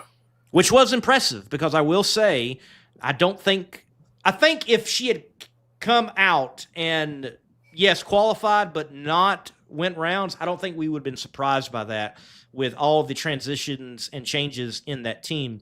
Yeah. But it is a pleasant surprise to see them to perform as they did. So, look, it is a stacked list. It is a good list when you look at the IHRA for this coming event. Yeah, it's going to be fun. You got Jim Campbell, Funny Car. He's going to be out there. You're going to have father and son out there, Terry and his son out there. Yeah. The Haddocks are going to be out there. Yeah, it's going to be fun, man. It's going to be fun. A lot of fun. And Dell out there, Dell Creasy, Jack Wyatt. Yeah, I'm looking forward to it. Should be a really, really fun race with the Top Fuel and Funny Car classes. And, got 2 times. One time on Friday is all you got. So you got to make it count. So it's going to be interesting to see how all of this plays out with the IHRA and in a 2-day or a 1-day with 2 sessions. And the weather's going to be better than it was at the U.S. Nationals. So with the weather conditions being really good and, with cars that I think are going to be making a lot of horsepower, we're really going to see what's going to happen here. And what I do like about this race too is that the IHRA doesn't have any weather to bother them. The only thing you have to worry about is incidences and oil downs to slow it down. So I think we're going to get a real good gauge on the pitch and pace of what the IHRA is trying to do. I think we've gotten, spurts of that, but they really weren't able to showcase what they were trying to do because of just so many outside elements and incidences kind of taking precedence and slowing things down. This sanctioning body's been hit with a ton of things that, sanctioning bodies experience over a year. They had it within the first two events. So this will be good for them. No weather, great weather, and should make for some great racing. They've got a real good crop of Mountain Motor Pro Stock cars. Camry Caruso is going to be one of those. It seems that they are 100% all in on running Mountain Motor Pro Stock. She didn't have a great outing the last time. They had some issues engine-wise, but it's a great group of cars that are there for Mountain Motor Pro Stock. And got Tricky Ricky Smith and Pro Nitrous. I think it's about 6 of those in Pro Nitrous. Anytime Ricky Smith is entered in anything, it's going to be, it's going to be interesting. And Jacob McNeil is entered in Pro Mod. He was the guy who was supposed to be buying or getting Buddy Hall's Top Fuel. It fell through. He had some other things that he was trying to do, and that fell through. But to see him out here getting an opportunity to race, he's been chopping at the bit and doing everything he can to try to get out on the racetrack. It's cool to see him entered here in Pro Mod, and hopefully he has a pretty good weekend.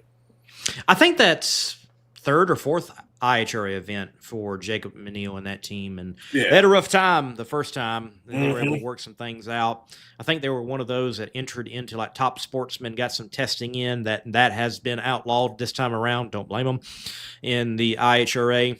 Yeah. So, look, it's going to be a good event. Can't wait to be there this weekend. It is going to be good. I expect there to be a better crowd. Again, this is a maturation thing. Is this going to be real? Just take time. Are the checks going to be cashed? And all of that is true. And I think you're going to see more and more people willing to come race with the IHRA. 2026 is going to be interesting. 2026 is going to be interesting. I was, driving down the road. I'm like, hey, Jacob, check out the schedule. Just tell me what conflicts. And there are conflicts. And there are conflicts early. Really?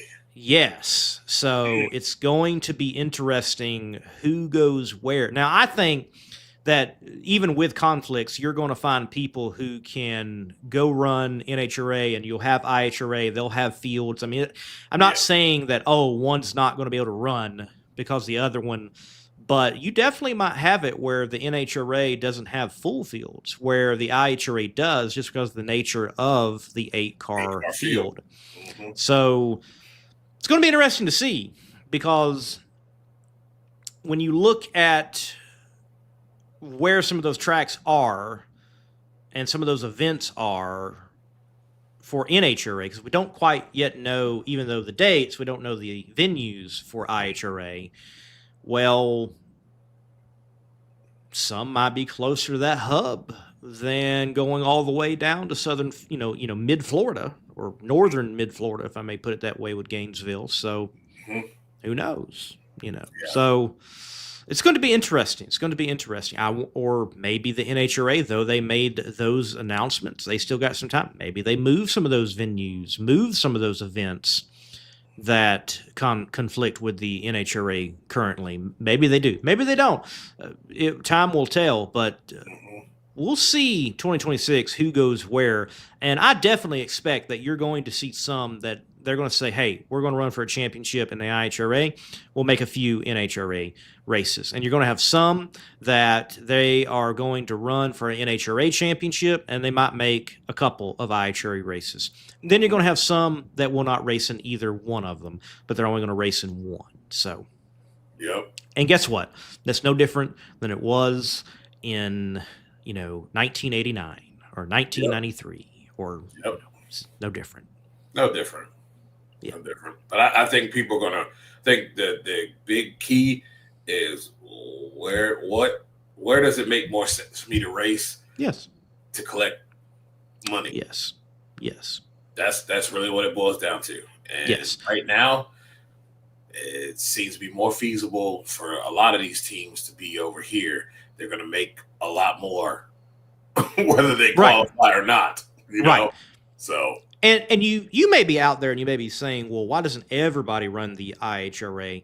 Well, some might not be running the IHRA and may not run the IHRA anytime soon because, to your point, what is most advantageous for my team to make money? For some, that may very well be the NHRA, even though the purses may not be as high per run and as many runs as you make at a weekend, but yet your marketing partners may deem it necessary that you run at this place. Yep.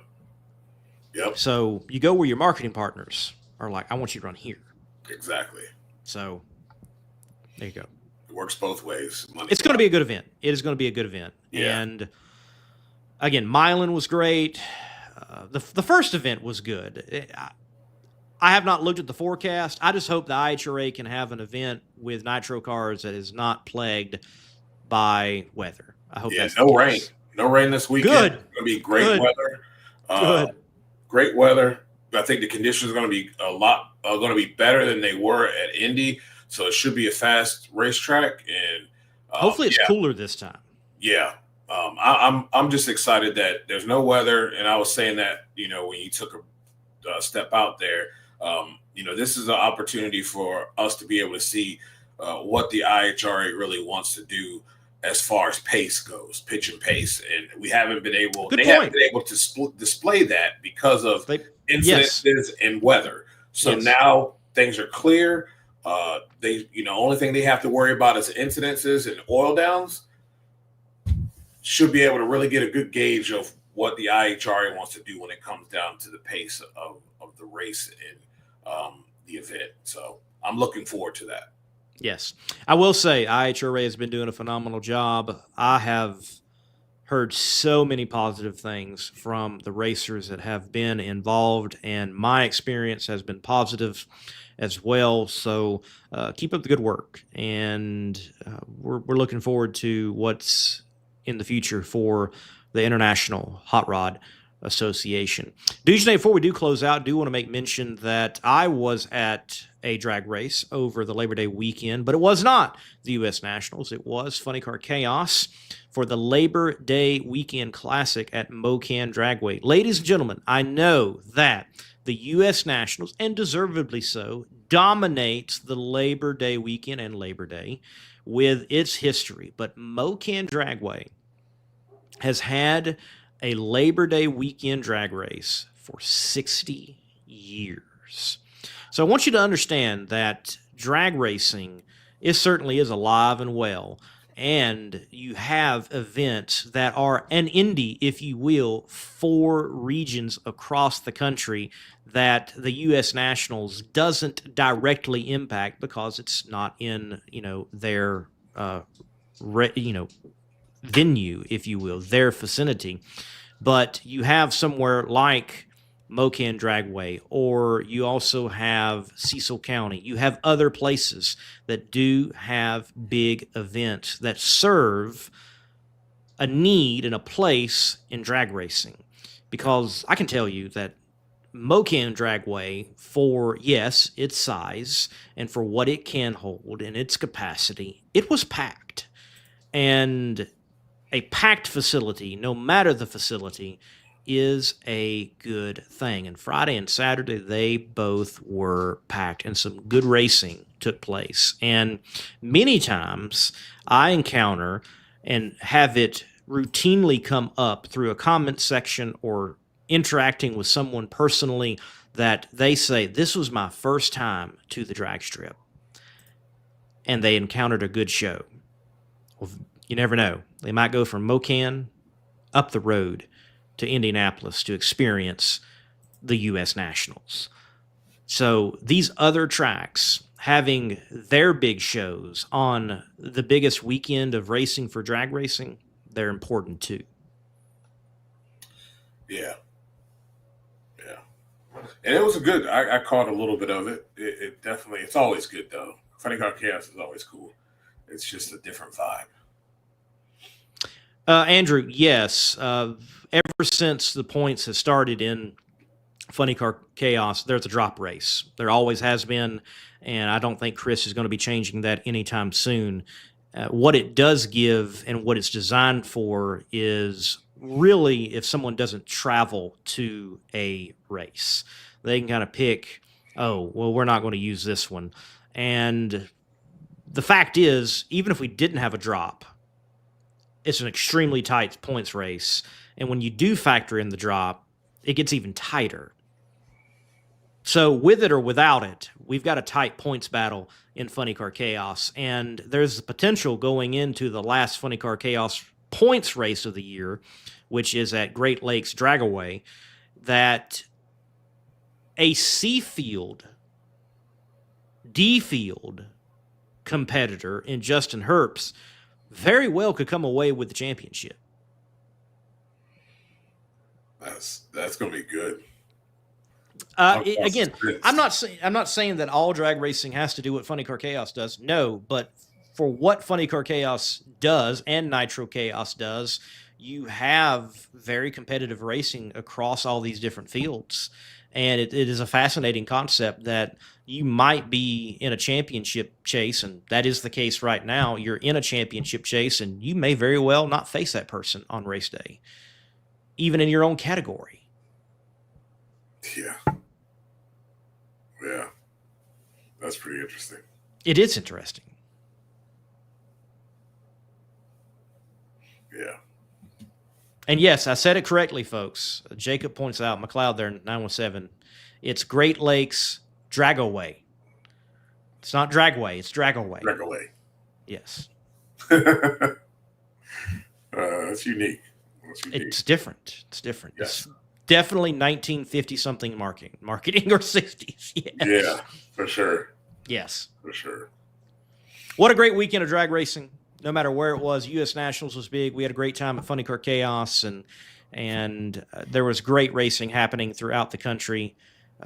What huge announcements for 2026 with MIR, SGMP, and memorable moments across the board. Cannot wait for IHRA this weekend.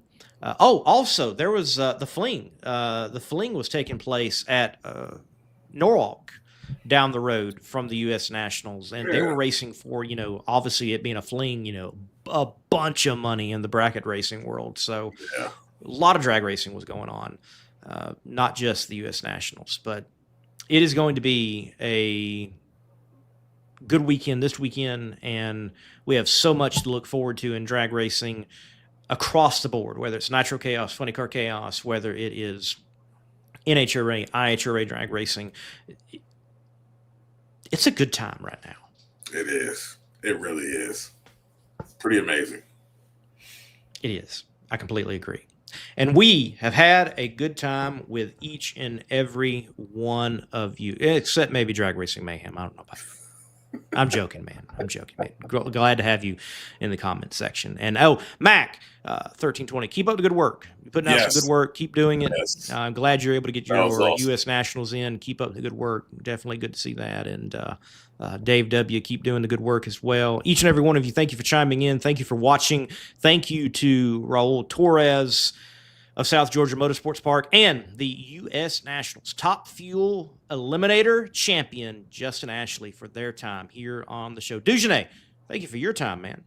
Appreciate it. Good night, folks. everybody. This has been the Competition Plus Power Hour. I'm Lee Kraft. Over there is Mr. Dugenais Bland. Till next time, God bless. Keep the pedal to the metal. QuartermileClassifieds.com is a new and easier alternative to online classified advertising. We make it a simple experience with $20 getting your car, hauler, engine, or parts listed for 2 weeks. If you want to make a bigger splash, we have VIP listings that provide even more exposure, including social media. On QuartermileClassifieds.com, you get up to 10 photos of video and up to 2,000 characters to deliver the message you need to make the sale. QuartermileClassifieds.com is a trusted classified ad partner of Competition Plus and the Rooftech Top Eliminator Bonus Fund. Visit QuartermileClassifieds.com today.